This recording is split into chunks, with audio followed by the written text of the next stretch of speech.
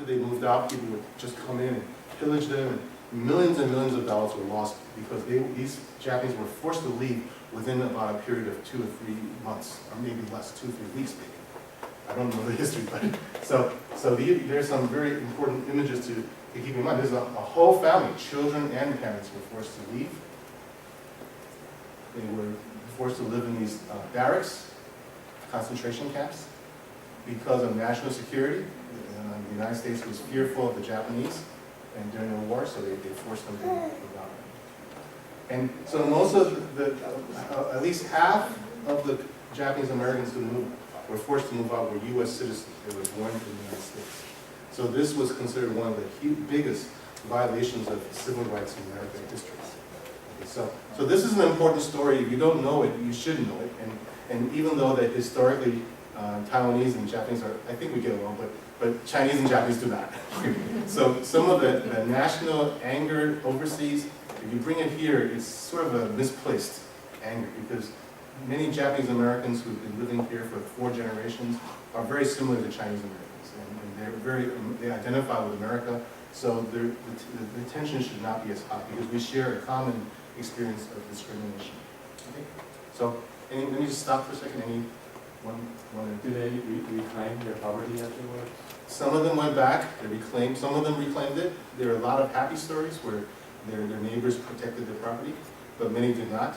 And the worst thing is that though many who went back were again discriminated. So some of them were not able to work, they were forced. It was a very psychologically traumatic experience for this generation. So back in the 80s, Ronald Reagan, with pressure from the Asian Americans, issued an apology, and then there was a restoration of about, I think, several $1 million was given back to the survivors of the internment camps. And from that funding, they also built up the Japanese American museum in Los Angeles. And they started to teach people about this history. So it's important. This is an important history because America, because of sin, we're not the perfect country. Okay, any other thoughts before I go on? Okay, so know this, again, as Asian Americans, even though we may be Taiwanese and Chinese with our own very unique and distinct stories, we share with other Asian Americans this common experience of discrimination, and I feel strongly that we need to work together to fight against all discrimination. Okay, now, another issue around Asian Americans is stereotypes. How do white people in particular, and also other non-Asians, look at us? We may not think we're this, but they look at us this way. And the reason why they perceive us this way is because, as I said before, all those years of history of discrimination that are still passed along. So I'll just share with you a few examples. The yellow peril. There are so many Asians, there are more Asian than white people. And if they come to this country, they'll take over. There won't be any jobs left for white people. So this is one image. We're afraid, this is a white person speaking. I'm afraid and I hate Asians because there are too many. They're going to come and overrun us. If you live in Cupertino, it has happened. so you should talk to your white neighbors in Cupertino and find out what they think. But this is there. So every time Asians move into a neighborhood, there will always be a little bit of push, this type of nervousness. So, and the reason for that is because there's this image of the Asian as an evil person, like Fu Manchu. And I purposely picked this guy because he's not Asian, but he's an actor who plays Fu Manchu, okay? And are the Dragon Lady. So there's the bad Asian. So in the minds of a lot of people, there's always this thinking, oh, these Asians, especially the guys, the men, are the Dragon Ladies. They're evil. They're wicked. They're not Christians. And therefore, we just have to, there's a little bit of a fear and resentment. Okay? Another image is the good Asian, like Charlie Chan. I don't think you read any of Charlie Chan, but this guy is also not an Asian actor, but he played Charlie Chan. You don't know anything about Charlie Chan? Charlie Chan is a detective, okay? This wise Chinese detective who speaks with a very thick fake accent. And there's a whole, very many novels in the 1920s and 30s written about him. It's sort of like Sherlock Holmes, except he's Chinese Sherlock Holmes. And Then they made a movie, TV shows, and movies about him. And they always had white actors play the Chinese guy. And he was always the one who would say, Confucius say, and then some wise, this is how you solve the crime. So here we have the brain, the guy who's smart, who's also strange and smart. He's the nerd who's smart. So Charlie Chan, that was a very deep image of how Asians are perceived. Somehow we're smarter than a lot of people, but we're very, very strange. Okay. And then among women, China dolls are geishas. And again, a white woman pretending to be a Chinese.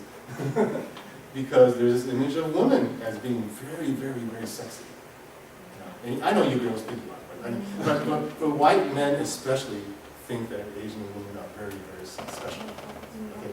And not in a good way. Okay, it's not a good thing. It's more like a sailor's idea of what women are like. So they think that Asian women are especially more sexually fun to be with. Okay, so this is deeply embedded in the white American thinking, and it's still there, even though it's not that strong. It's particularly the China doll one. There was a period in the 1990s and 80s, and maybe 90s, where Connie Chung was the first Chinese woman who was a TV broadcaster. After her, all of a sudden, every station across the United States had to have an Asian American woman broadcaster. So they always have to be an Asian American woman, never a guy, it was a woman. Why?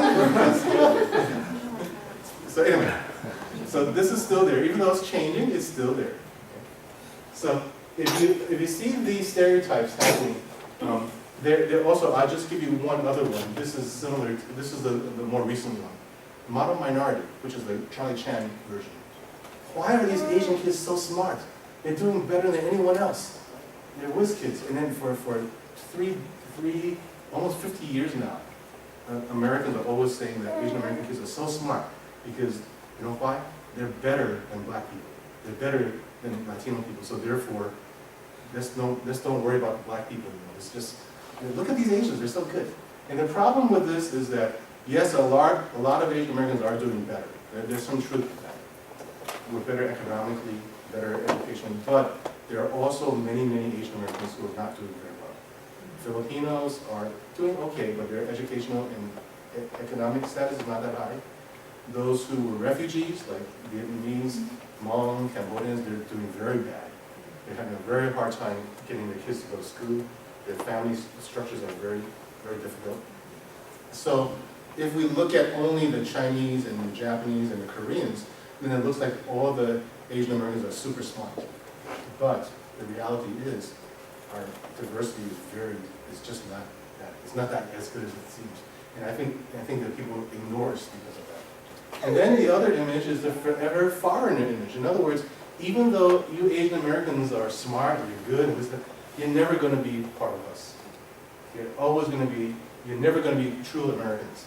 And this, the reason why this picture is important, I don't know if you heard about this case here. Virgin took this picture of this girl. She's not even overseas born. She's like a second generation Chinese American person. Speaks no Chinese, I don't think. She's like me, speaks English mostly. And they put her there, and they made this ad look like she's from overseas. Because the message is, dump your pen friend, meaning your pen pal from overseas. So, and instead of writing with pen pal, you just use Virgin and talk to them on the phone. So there's a lawsuit going on about the improper use of this image to portray her as a foreigner. Okay.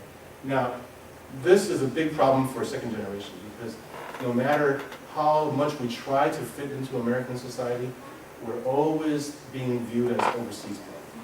And everywhere I go, people will ask me, where do you come from? Or they'll say to me, how come you speak English so well? Okay? So it's because even though I grew up here and I like a lot of the American things, and I can relate to all of the American culture that other people can relate to, I'm still perceived as overseas. So your kids may have to face that. Maybe not so much in the Bay Area, but if they move out of the Bay Area, they will face that more. Okay? So these stereotypes are very, very powerful, but they're also easy to overcome if we're careful. Okay, so just to reinforce this, back in World War II, the general who was in charge of relocating all the Japanese said to his people, his military, the Jap is a Jap. The Japanese race is an enemy race. It makes no difference whether he is an American citizen, he's still Japanese. Okay, so we must worry about the Japanese all the time until he's wiped off the map. So this is war talk. But at the same time, underneath that is this idea that Asians can never be Americans.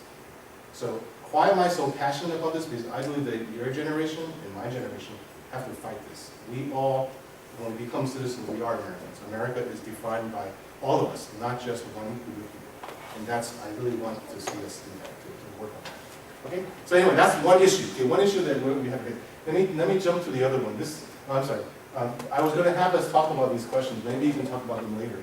How does this impact us today? How does it affect our children as they grow up, and how will we deal with it? Okay? And sometimes we also have stereotypes of others. I think our stereotypes of black people is also very negative, and we have to work on some of those. But anyway, those are for another time. Let me move on to the next issue of diversity. Okay? And here is something that is very, very hard to say whether it's good or bad. Okay? In America, in order to overcome racism and discrimination, people are trying to encourage everyone to learn to accept each other's differences. Multiculturalism is designed to help us overcome discrimination, so that we can learn not to, especially white people, not to keep discriminating against non-white people. But it's also designed to help us to learn to live with each other. So our school curriculum will always try to encourage our children to learn how to get along with a black person, with a Latino person, and with the other white people. Right? So the school curriculum is all designed to help us to learn to live together and accept our differences. Okay? Are you okay with that? That's okay with you? Okay. But it's hard sometimes, because sometimes this conversation has a negative impact on those of us who want to hang on to our culture. So for example, some of you may be aware that there is a phenomenon that's called the silent exodus, where all the teenage children who are Asian Americans who grow up in a church like Canaan, or a Chinese church, by the time they go to college and leave college, they leave the church. They go.